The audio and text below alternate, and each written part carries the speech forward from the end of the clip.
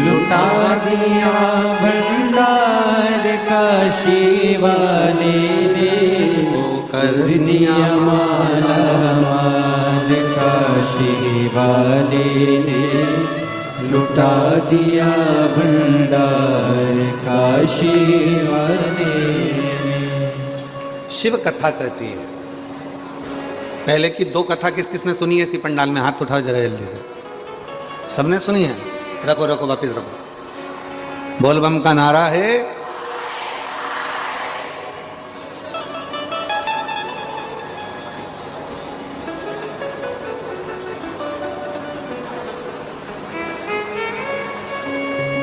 तुम भी कोई साधारण नहीं हो। कथा सुन सुन के तुम सब सिद्ध हो चुके हो।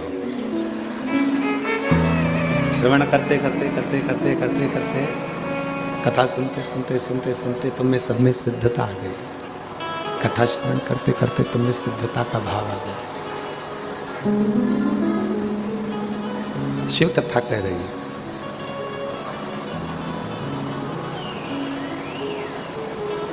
शिव विश्वास की एक मूर्ति है। और जिस दिन विश्वास इस हृदय में निवास कर जाता है, जिस दिन विश्वास हमारे हृदय में निवास कर जाता है, उस दिन दुनिया की कोई दौलत नहीं जो तुम्हारे पास में नहीं हो सकती। सब कुछ हो। दुनिया की सारी दौलत, दुनिया की सारी पूंजी, दुनिया का सारा वैभव एक विश्वास पर जीता जा सकता है, एक भरोसे पर जीता जा सकता है।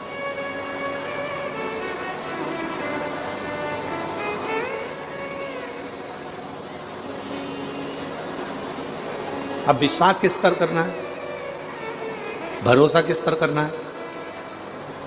विश्वास किसके ऊपर करना है? ये शिव पुराण बताती है, ये रामचरितमानस बताती है, ये श्रीमद् भागवत कथा बताती है कि हमें विश्वास करना किस पर, हमें भरोसा करना किस पर, हमें दृढ़ता रखना किस पर। हम किस पे भरोसा कर लेते हैं? दुनिया के लोगों पर। हम किस पे भरोसा कर लेते हैं?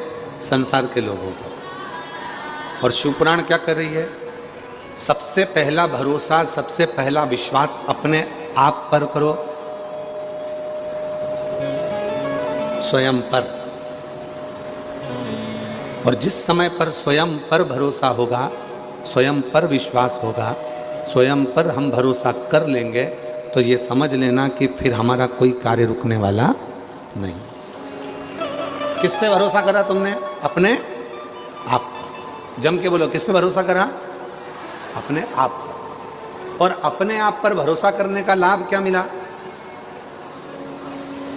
कई लोग ऐसे हैं जो विचार कर रहे होंगे बहुत तेज पानी गिर रहा है, आज तो बाबा ने पानी पानी बरसा दिया।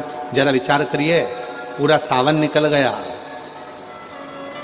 आषाढ़ निकल गया, पर जैसा आषाढ़ में पानी नहीं गिरा, जैसा सावन में पूरे में पानी नहीं गिरा, वो पानी आज से गिरना प्रारंभ हुआ। ये शिव की उदाहरण। धन्यवाद दो भोले बाबा को, जिसने सावन की झड़ी लगा दी। सुबह से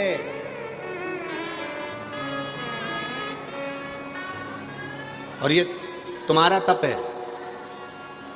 ये बोलबम समिति ने जो कल कलश यात्रा निकाली, हजारों लाखों कलश, हजारों हजारों कलश लेकर माताएं 2, 2.5, 3 किलोमीटर तक एक जैसी चले जा रही हैं, सिर पर कलश रखा हुआ है। बोलबम बोलबम बोलबम बोलबम बोलते बोलते बोलते बोलते सारे हजारों हजार माताएं एक साथ कलश यात्रा में चले जा रही हैं। तुम्हारे उस कलश को तुम शिव के लिए लेकर आई हो, इसलिए मेरे भोलेनाथ ने भी आज सब जगह पर जल वृष्टि करना प्रारंभ कर दी, जल बरसाना प्रारंभ कर दी। ये तुम्हारी पुण्याई है, ये किसी और की पुण्याई नहीं है, ये तुम्हारी खुद की पुण्याई। तुम्हारी खुद की जब पुण्याई प्रबल होती है, तब जाकर कुछ अच्छा होता है, कुछ श्रेष्ठ। तो भरोसा किस पे करा? अपने आप पर। भरोसा किस पर करा? अपने आप पर। स्वयं पर भरोसा करा, स्वयं। और स्वयं पर भरोसा करा। पानी गिर रहा है, जलवृष्टि हो रही है, अपार जलवृष्टि हो रही है, सुबह से लेके अभी दोपहर के जो समय हो रहा है तब तक पानी पानी पानी पानी सब दूर हो रहा है, जलवृष्टि ही जलवृष्टि।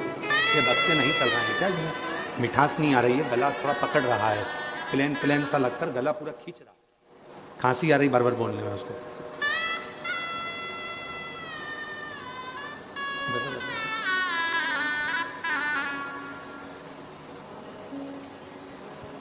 ये आपका विश्वास ही है, ये आपका भरोसा ही है, ये आपकी दृढ़ता ही है जो शिव के करीब में आपको लेकर है।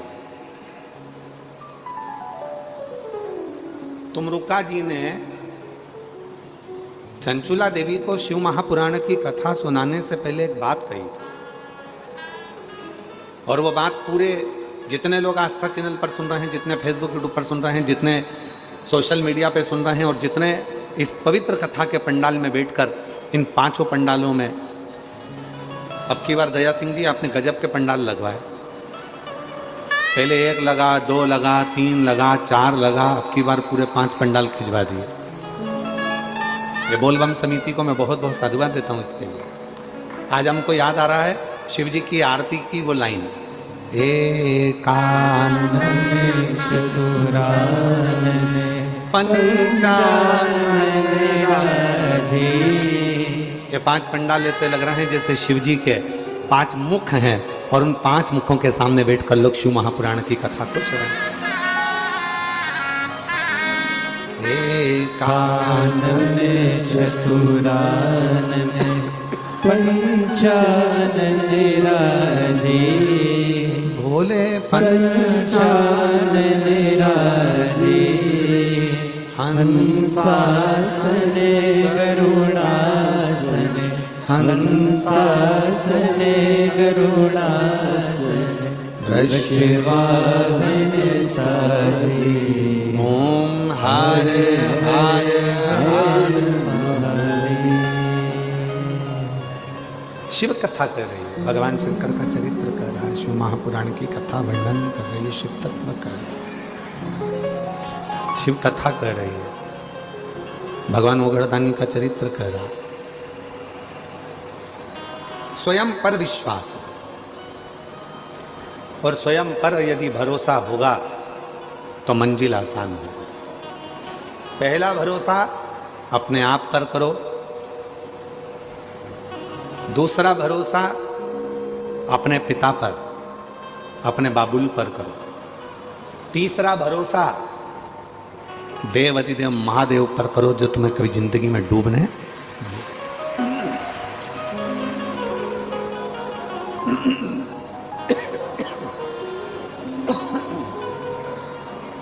तीसरा भरोसा देव महादेव पर करो जो तुम्हें डूबने नहीं देगा।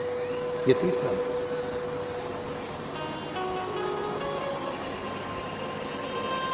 और इसमें भी प्रबल प्रखर यदि कोई भरोसा है, प्रबल भरोसा है, तो वह आत्मविश्वास का, आत्मविश्वास।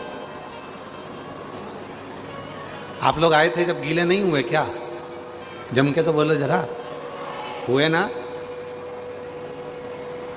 गीले हुए ना आते समय? पर तुम्हें विश्वास क्या था? थोड़ी बहुत गीली होंगी, थोड़ा बहुत गीला हो जाऊंगा, पर यह पक्का है अगर आज मैं शिव महापुराण की कथा में जाते समय थोड़ा गीला हो गया तो चल जाएगा, पर कथा होने के बाद में यह पक्का है कि मुझे आंसुओं के पानी में गीला नहीं होना पड़ेगा। यह पक्का, आंसुओं के पानी में गीला नहीं होना पड़ेगा। ये इसमें रूखापन रुपेश आ रहा है जिसके कारण गला पकड़ रहा, खींच रहा है, उसको मिठास करो, मीठा नहीं हो पा रहा है, ऊपर का पूरा की पूरा बाहर का हो सकता है कि मीठा हो रहा है, तो अंदर का मीठा नहीं है।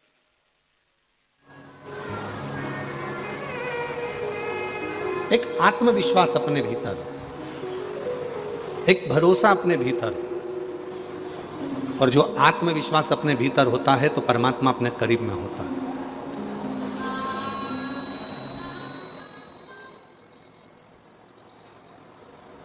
गीले होकर आए, अपने साथ छाता लेकर आए। छाता लेकर क्यों चले? रेनकोट लेकर क्यों चले? पानी में गीले ना हो।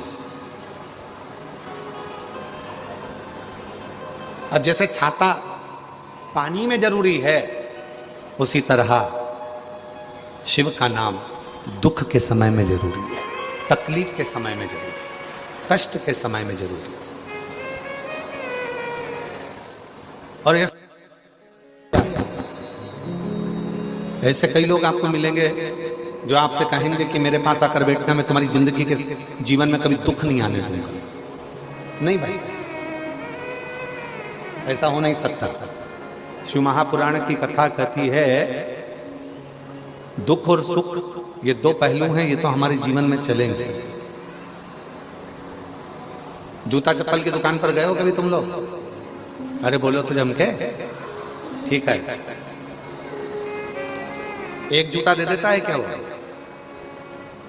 छत्तीसगढ़ में भिलाई में जूता की दुकान पर जाओ और कह दो भैया हमको एक ही जूता चाहिए, हम दो जूते नहीं चाहिए, देगा क्या? वो कहेगा नहीं साहब, जूता तो जोड़ी से मिलेगा। 8 नंबर का जूता चाहिए तो 2 पहनने के लिए 2 पाँव में मिलेगा। और तुम क्यों नहीं साहब, हम कथा में गए थे, हमारे जयंती स्टेडियम में हमारा एक जूता चले गया है 8 नंबर का, यही डिजाइन का दूसरा दे दो, एक देगा? अरे बोलो तो नहीं दे। क्या कहेगा?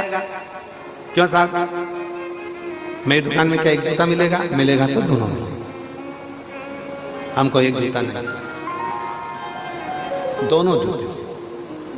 दुकान पर जाओ जूता की, तो जूता की दुकान पर जाओगे तो जोड़ी से जूता मिलता है। उसी तरह परमात्मा जब जन्म देता है तो सुख और दुख दोनों जोड़ी से देता है, हमारे जीवन को जीने के लिए वो जोड़ी से देता है। सुख भी देगा और दुख भी देगा। अब आपको सुख अगर मिल गया है, सुख की अनुभूति हो गई है कि मेरे गाड़ी भी है, बंगला भी है, जमीन भी है, जायदाद भी है, संपदा भी है, सब कुछ है, तो हो सकता है शरीर में थोड़ा कष्ट देगा, हो सकता है शरीर में कष्ट। ये दोनों जोड़ी से मिलते हैं। शंभु शंभु, दूसरे नंबर का पंडाल पीछे की आवाज। हो सकता है ये कि तुम सोचो कि मुझे केवल सुख ही मिलेगा, नहीं मिलेगा। दुख और सुख ये दोनों जोड़ी से प्राप्त।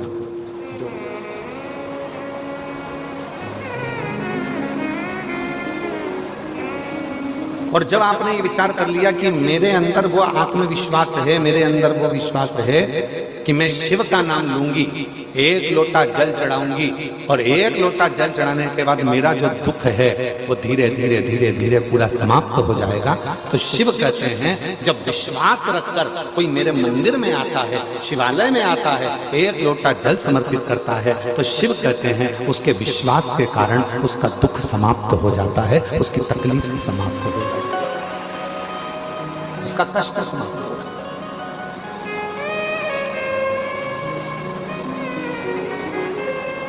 अब लोग क्या कहते हैं, सियोर वाले बाबा जी ने एक लोटा जल चढ़ाना बताया, बेलपति चढ़ाना बताई, सियोर वाले बाबा जी ने कहा कि नीला पुष्प चढ़ा देना, सियोर वाले बाबा जी ने कहा ये तुमने क्यों कब चढ़ाया? जब तुम्हारे अंदर विश्वास प्रबल हो गया, जब तुम्हारे अंदर भरोसा प्रबल हो गया, जब तुम्हारे अंदर दृढ़ता प्रबल हो गई, जब तुम्हारे अंदर शिव के प्रति प्रेम प्रबल हो गया, और ये विश्वास, ये दृढ़ता, ये भक्ति जब भीतर प्रबल हो जाती है, तब जाकर अपने जिंदगी के सारे दुख मिटना प्रारंभ हो जाते हैं और सुख आना प्रारंभ हो जाता है।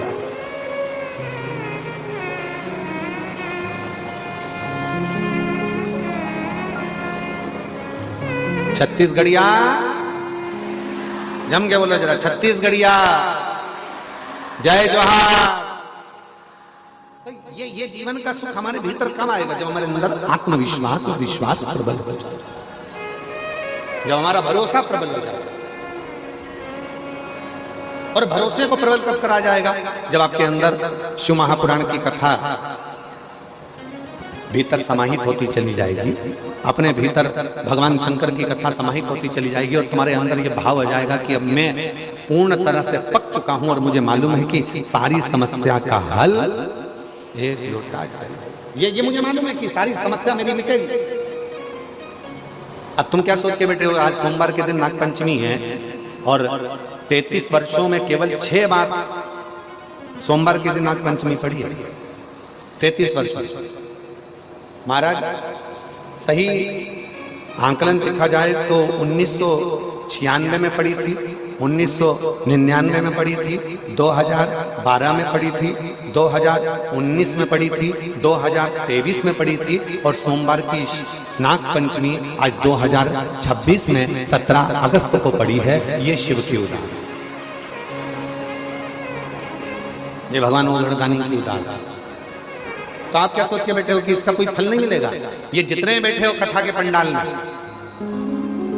जितने आस्था चैनल पर कथा सुन रहे हैं, जितने फेसबुक यूट्यूब पर कथा सुन रहे हैं, जितने सोशल मीडिया पर कथा सुन रहे हैं और जितने इस कथा के पंडाल में बैठकर कथा श्रवण कर रहे हैं, विश्वास रखना, भरोसा रखना।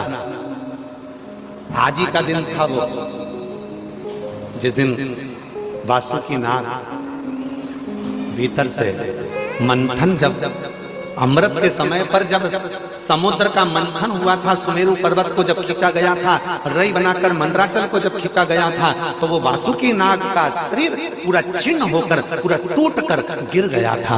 एक कोने में पड़े हुए थे। सारे देवताओं ने अमृत पी लिया था, शिव जी ने विष पी लिया था और वो वासुकी नाग एक कोने में पड़ा हुआ था। कोई ने नहीं देखा, कोई नहीं जानता था। वासुकी नाग को तो पटक दिया। जैसे आप लोगों की आदत है, संसार के लोगों की आदत है, काम निकलने के बाद व्यक्ति भूल जाता है।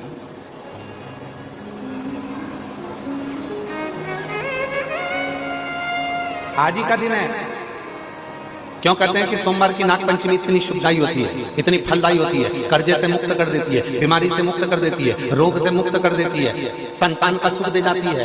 क्यों कहते हैं कि सोमवार की नागपंचमी के दिन भूलवश भी अगर कोई बेलपत्र, दुर्वा, जल, दूध शिव पर समर्पित कर देता है तो मनवांछित फल की प्राप्ति कर लेता है। उसका कारण क्या है? उसका एक कारण है, आज ही के दिन सोमवार की नागपंचमी का ही दिन था जिस दिन माता पार्वती जी ने वासुकी नाग को देख लिया था जो कोने में पड़ा हुआ।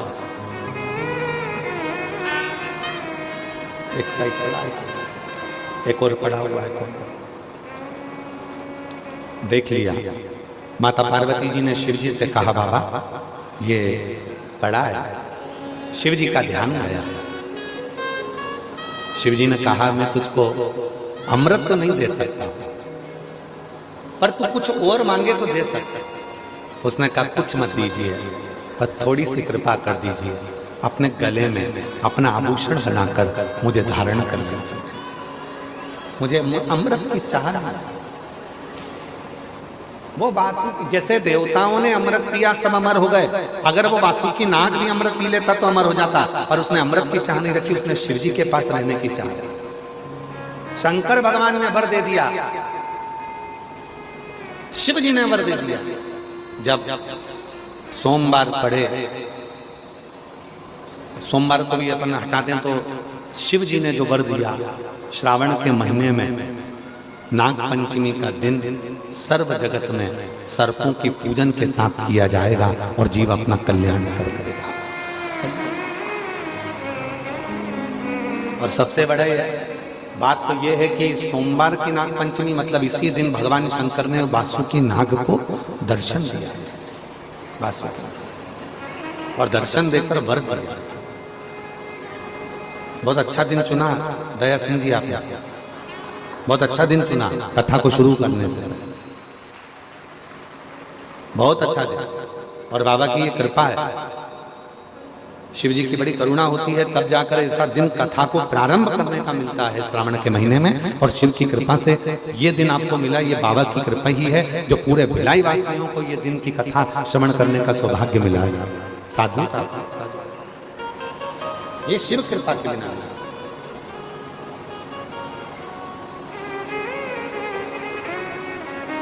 ये उदारता शिव की है, शंकर की।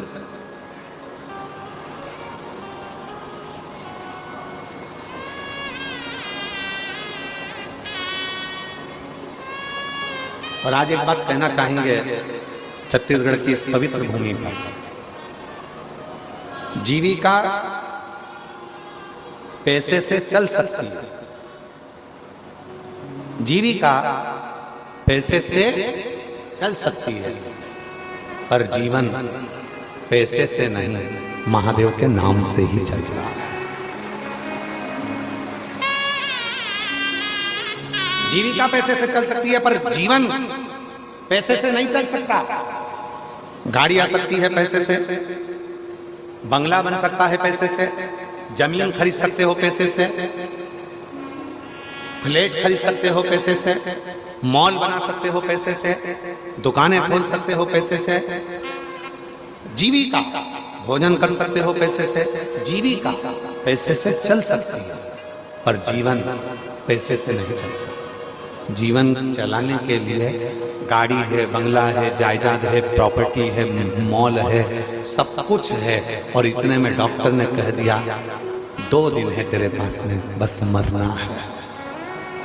अब तुम डॉक्टर साहब से अटैची भरकर पैसा ले जाकर कहो कि डॉक्टर साहब ये 5 लाख, 10 लाख, 20 लाख, 25 लाख ले लो और मेरी उम्र बढ़ा दो, मुझे स्वस्थ कर दो, मेरी उम्र बढ़ जाए, ऐसा कुछ कर दो। डॉक्टर ने कहा नहीं, बचना मुश्किल है। जीविका पैसे से चल सकती है, पर जीवन पैसे से नहीं, मेरे महादेव के नाम से चलता है। श्री शिवाय नमस्तुभ्यं, श्री शिवाय नमस्तुभ्यं, श्री शिवाय नमस्तुभ्यं, श्री शिवाय नमस्तुभ्यं, श्री शिवाय नमस्तुभ्यं, श्री शिवाय नमस्तुभ्यं। जीविका धन से चल सकती है, गाड़ी धन से आ सकती है, संपदा धन से मिल सकती है, प्रॉपर्टी धन से मिल सकती है, शिक्षा धन से मिल सकती है, सब कुछ धन से मिल सकता है, पर जीवन तो भगवान के नाम से ही मिलता।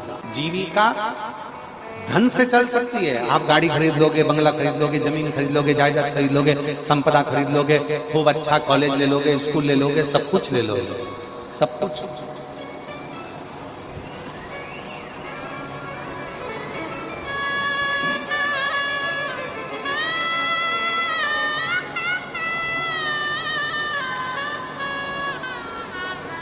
अभी गुरु पूर्णिमा के समय की घटना है, एक बात है। गुरु पूर्णिमा के समय गुरु पूर्णिमा के समय पर, गुरु पूर्णिमा के अवसर पर कथा चल रही थी, तभी एक माँ अपनी बेटी को लेकर हम सीहोर ही थे, गुरु पूर्णिमा का कथा चल रहा था तो सीहोर निवास।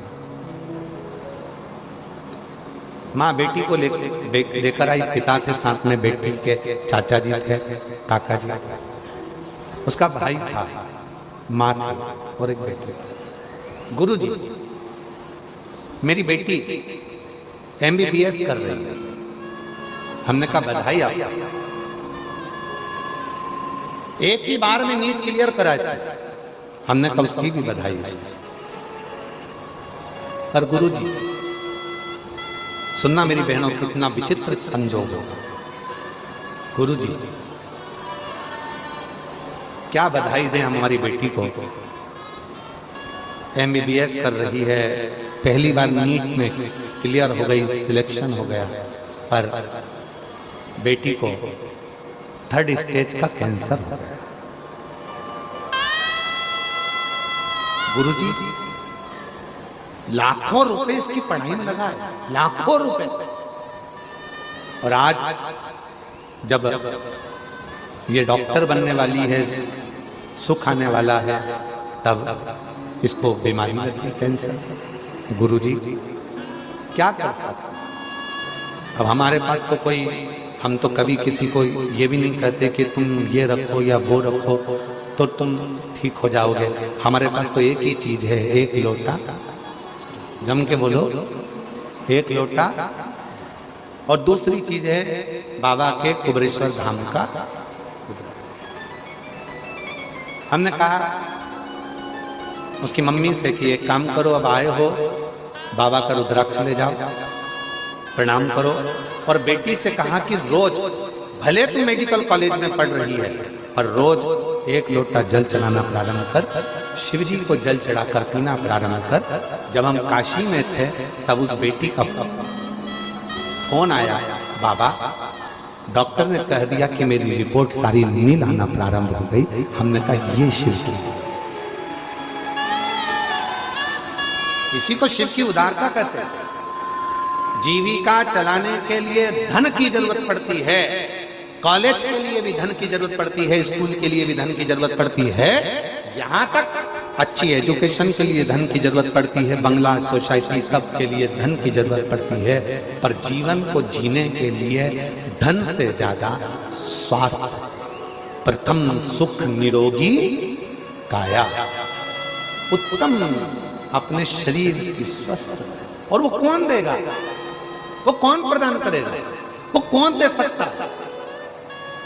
वो केवल दे सकता है तो तुम्हारा एक लोटा जल और श्री शिवाय नमस्ते, शिव का नाम, भगवान का।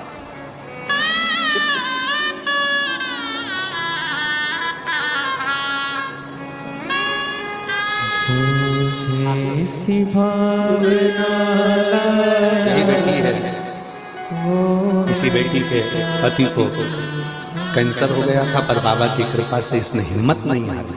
ऐसी बेटियों को भी भगवान ऐसी शक्ति देता है। रोते नहीं, रोते नहीं, खाली उसे लौटाया वो मन ही मन हर्षाया। ऐसी बेटियों के लिए भी जोरदार ताली बजाओ जिनमें इतनी शक्ति रहती है।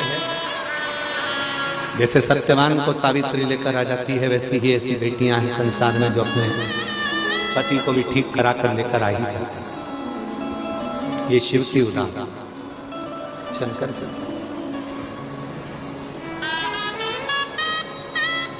ऐसे दयालु नाथ से रिश्ता बनाइए,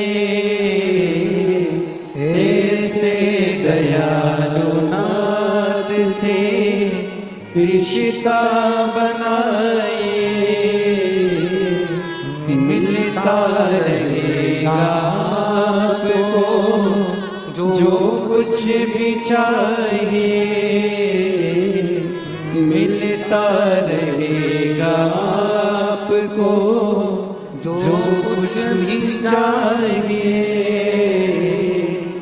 ऐसा करिश्मा होगा जो हुआ कभी नहीं, ऐसा करिश्मा होगा जो हुआ कभी नहीं।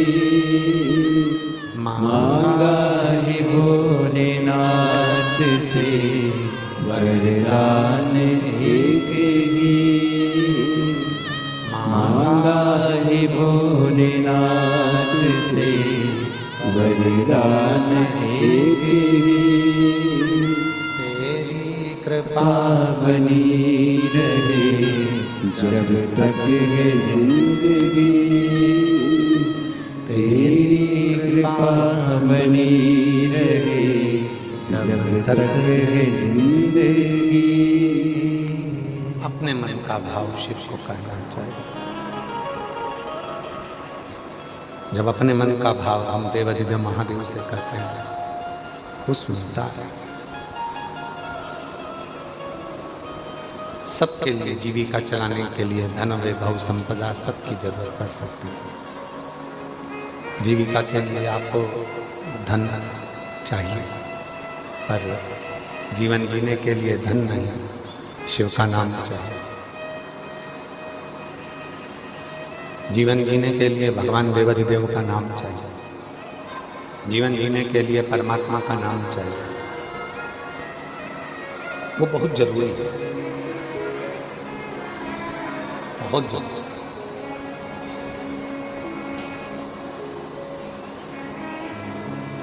कितनी बेटियां बैठी हैं, कितने लोग बैठे हैं, कितनी मेरी बेटियां, कितनी मेरी जीजियां, कितने मेरे जीजा, कितनी मेरी माताएं, कितने मेरे जीजा यहाँ बैठे हुए हैं जो प्रतिदिन शिव को जल चढ़ाते हैं और अपने मन की बात कहकर आते हैं और देवाधिदेव महादेव उनके मन की बात को पूर्ण करता है।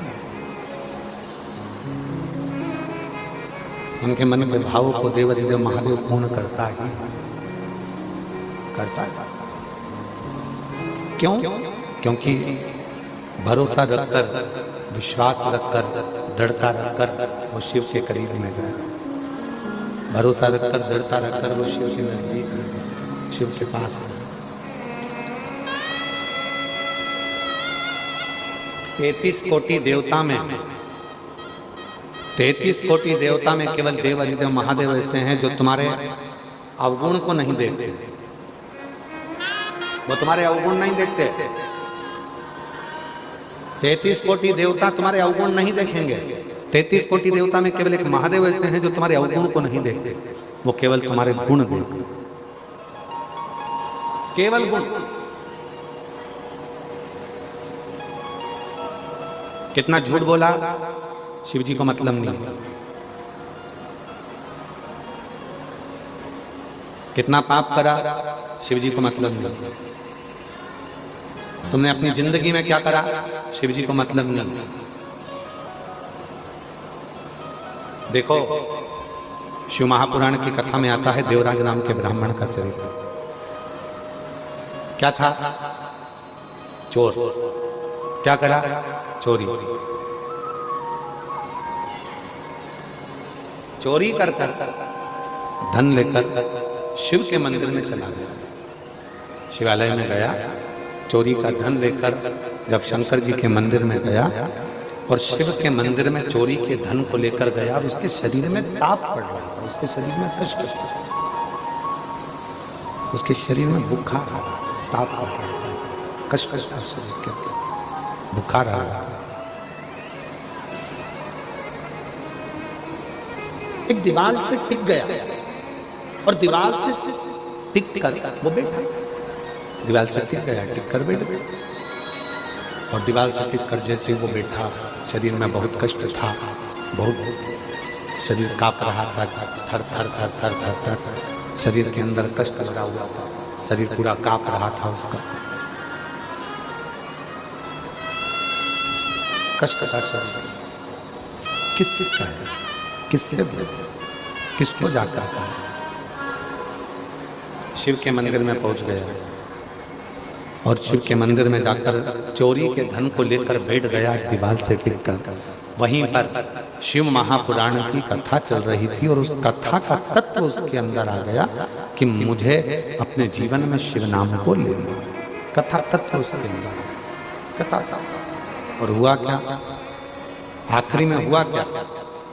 चोरी का धन लेकर शरीर में ताप पड़ने के बाद जैसे ही मंदिर से बाहर निकला, बेलपत्री के वृक्ष के नीचे उसके प्राण छूटे और उसको लेने के लिए कोई दूसरा नहीं आया, स्वयं देवाधिदेव महादेव नंदी लेकर आया, स्वयं शिव। शिव अवगुण नहीं देखेंगे तुम्हारे, शिव तुम्हारे गुण देखेंगे। शंकर भगवान केवल तुम्हारा गुण देखेंगे। शिव जी अवगुण नहीं देखेंगे। और कृपा की ना होती जो आदत तुम्हारी, तो सुनी ही रहती अदालत। अगर कृपा ना करते, कृपा की आदत नहीं होती, तुम्हारी करुणा की आदत नहीं होती, तुम्हारी कृपा की आदत नहीं होती, तो तुम्हारी अदालत पूरी की पूरी सुनी ही पड़ेगी।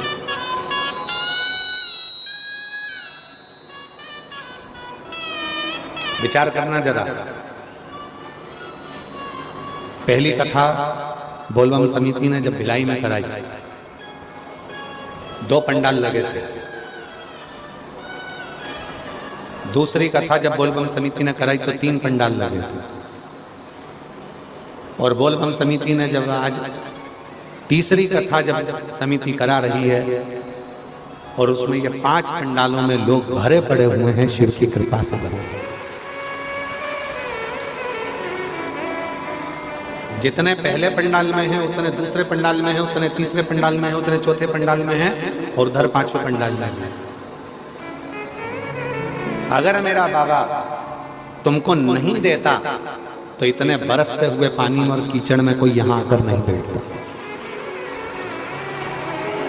उसने दिया तो तुम यहां, उसने प्रदान किया तो तुम यहां। एक पत्र अच्छा है, देखिए।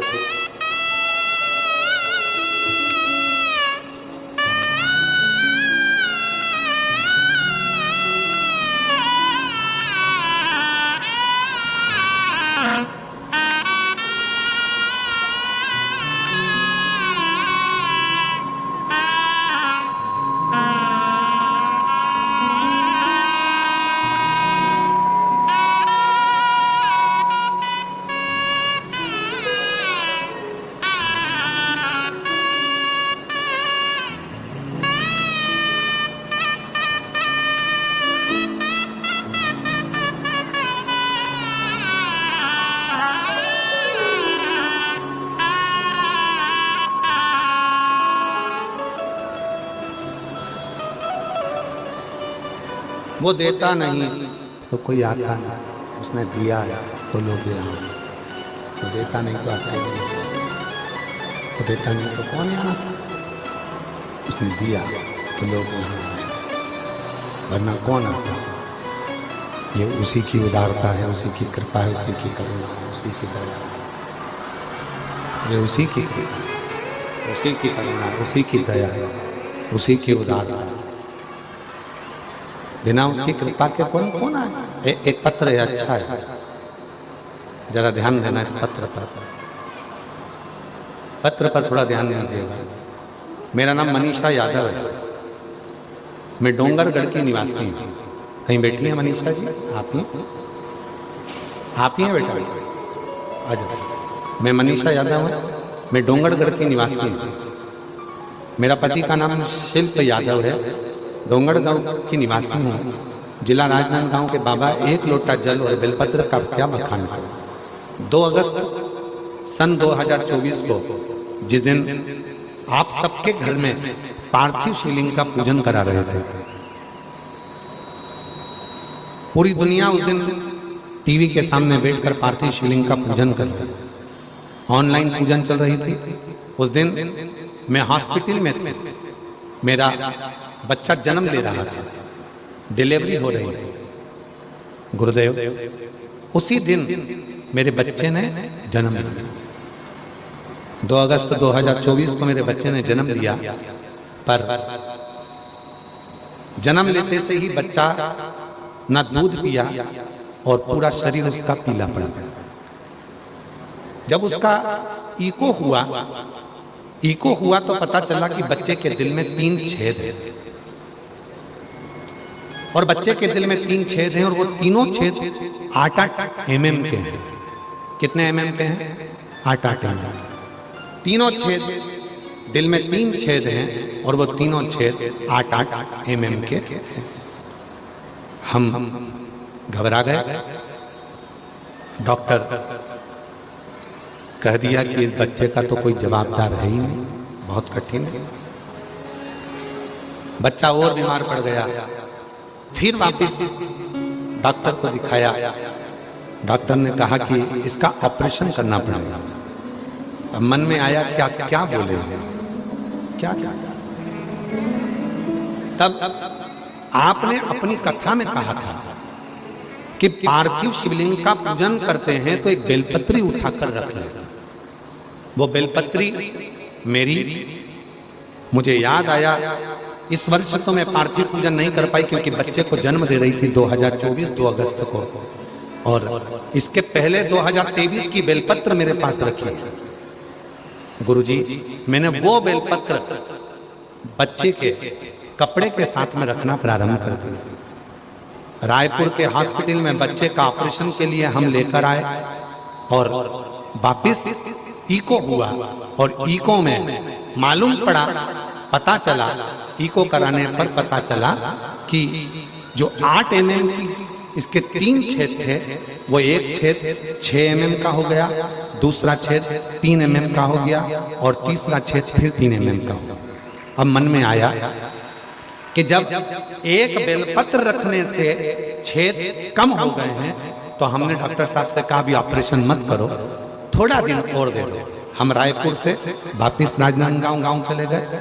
फिर हमने 2025 का पार्थिव पूजन करा, शिव जी पे बेलपत्र चढ़ाई, बच्चे को गोदी में लेकर जब पूजन करी, उसकी जो बेलपत्र थी वो बच्चे के कमरे में ही उसके पलंग पर रख दी और फिर वापिस हम रायपुर आए और फिर वापिस जांच कराई।